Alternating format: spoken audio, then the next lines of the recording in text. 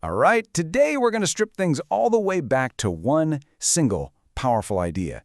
It's an idea that comes from the super elite world of the Navy SEALs, but believe me, it applies to every single one of us. We are diving into Admiral William H. McRaven's fantastic book, Make Your Bed.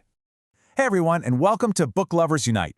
In this explainer, we're going to break down the key lessons from McRaven's bestseller. These are simple, actionable principles, but they were forged in what is, well, probably the toughest training on the entire planet. So let's just get right to the heart of it, with the book's central question, which, let's be honest, sounds a little ridiculous at first. Can changing the world really, truly start with making your bed? I know, it sounds kind of crazy, but stick with me, because the logic is solid. So this whole idea really exploded back in 2014.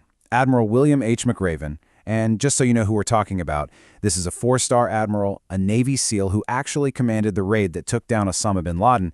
He gave a commencement speech. And instead of talking about some grand military strategy, he talked about making his bed. Well, that speech went absolutely viral, and this book is the result. So yeah, let's explore that very first and most famous lesson. It all begins with the very first thing you do when you wake up in the morning. And you have to understand, we're not just talking about kind of pulling up the covers. In SEAL training, the bed inspection was ruthless. The bed had to be flawless. We're talking covers tight enough to bounce a quarter off them, corners perfectly square. See, this wasn't about cleanliness, it was about discipline from the absolute first moment of the day. And here's the core psychology of it. McRaven argues that this one small, completed task gives you a win. Right off the bat. It creates this tiny spark of pride that encourages you to tackle the next task, and then the next one, building this positive momentum that can carry you through the whole day. Think about it, right? Most of our days are so reactive. We wake up, we grab our phones, and bam, we're reacting to emails, to bad news, to problems we have to solve.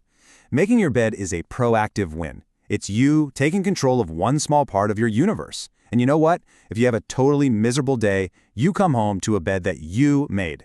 It's a small comfort and a reminder that tomorrow can be better. Of course, life isn't just about small wins. It's also about big, frustrating, unfair setbacks.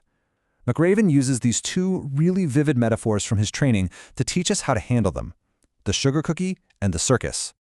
Okay, so imagine this. You spend hours getting your uniform absolutely perfect for inspection. The instructor finds one microscopic flaw. The punishment? You have to run into the freezing ocean and then roll around in the sand until you are covered from head to toe. They call you a sugar cookie, and you have to stay that way all day. The lesson here is pretty simple. Life is often unfair. Now this leaves you with two ways to react. You can complain, you can get angry about the injustice, and you can quit. Or you can just accept that unfairness is part of life. Shake off the sand and keep moving forward. The successful people, McRaven argues, are the ones who just drive on. And what about when you just plain fail? Not because of unfairness, but because you weren't good enough. In SEAL training, failing a daily event meant you got an invitation to the circus. This was 2 extra hours of just brutal, punishing exercise, designed to weed people out and make them quit from sheer exhaustion. But here's the thing McRaven noticed, something incredible. The trainees who got sent to the circus the most, they actually got stronger, a lot stronger. Their endurance grew, their muscles hardened, and eventually they started outperforming everybody else. So failure, it isn't a final judgment on you. It's a training session. And if you survive it, it makes you tougher. But what happens when you're past failure and you are at your absolute breaking point? This next lesson comes from Hell Week, a brutal 6-day ordeal of non-stop physical stress with almost zero sleep. McRaven describes this moment where they're stuck in freezing mud up to their necks, and the instructors are yelling at them, saying they can all get out if just 5 guys would quit. Morale was totally shattered.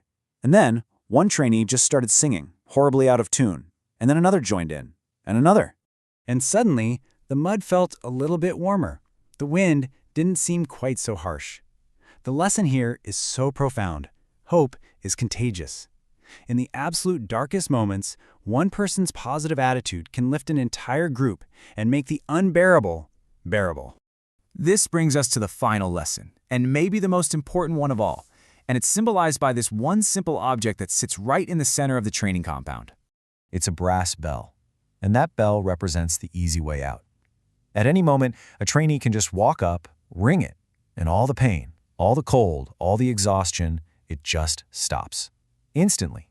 It's this constant, seductive temptation. McRaven's ultimate lesson is simple. Don't ever ring the bell. Why? Because quitting never makes things better. It only guarantees that all the suffering you endured up to that point was for absolutely nothing. The only way through the pain is through it. So when you put all of these lessons together, what do you really get?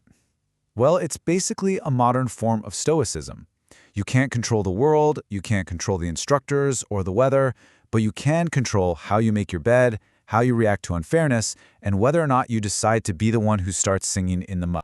Yeah, it all ties together into this incredibly powerful philosophy for life. Start your day with a win. Find someone to help you paddle. Respect everyone. Understand that life isn't fair and you are going to fail sometimes. Take a few risks. Step up when the times are tough. And never, ever give up. Ultimately, McRaven's message is all about empowerment. These small disciplines, when you practice them every single day, they compound over time. They don't just help you survive. They actually equip you to change your own life, and by doing that, to make an impact on the world around you. So hey, if you found this breakdown motivating, please do us a huge favor and show your support by hitting that like button and subscribing to Book Lovers Unite. It really does help us create more explainers on powerful ideas just like this one. So I'll leave you with this one question. It might be making your bed, or it might be something else entirely. What is the one small, simple habit that you're going to start tomorrow to build a better day? Let us know in the comments below. Thanks so much for joining this explainer.